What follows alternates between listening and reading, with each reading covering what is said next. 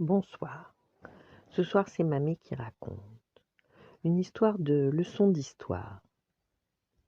Ariel, que vais-je faire de toi s'impatienta le roi Triton, exaspéré en regardant sa fille d'un air préoccupé.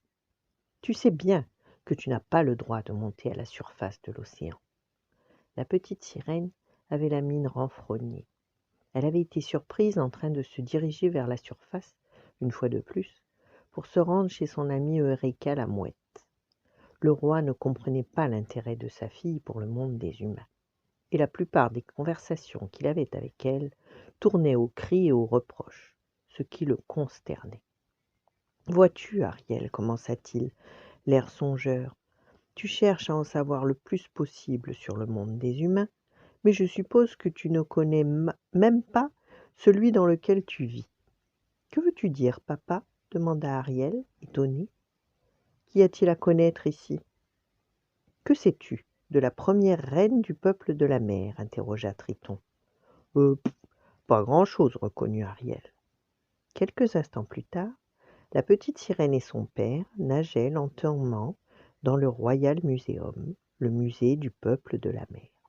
Et Ariel s'aperçut que l'histoire des siens était beaucoup plus passionnante qu'elle ne l'avait imaginé. Voici le portrait de la reine Fluidia, notre première reine. C'est mon arrière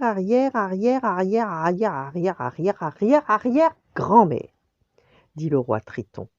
Il désigna le portrait en sable d'une sirène royale, un sceptre en perles à la main. La reine Fluidia a rassemblé tout le peuple de la mer en un seul royaume pour combattre une invasion de requins. L'armée des requins était l'armée la plus importante et la plus puissante que l'océan ait jamais connue. Mais Fluidia ne se laissa pas faire. Elle se servait de son sceptre en perles comme d'un gourdin. « Oh là là !» s'exclama Ariel. « Elle devait être redoutable. » Oui, oui, oui. Elle repoussa cette bande de requins en moins de temps qu'il n'en faut pour le dire. En signe de gratitude, le peuple de la mer la sacra reine. Ariel, tu viens d'une famille remarquable et tu me fais souvent penser à Fluidia. Tu as sa volonté farouche. Tu accompliras de grandes choses, même si nous ne sommes pas toujours d'accord sur la façon de le faire. « Merci, papa, » dit la petite sirène en embrassant son père. Elle décida de ne pas lui faire remarquer que son trident ressemblait beaucoup au zircouflex avec lequel les humains coiffent leurs cheveux. Elle le lui dirait peut-être un autre jour. Voilà. Bonne nuit, faites de beaux rêves et à demain.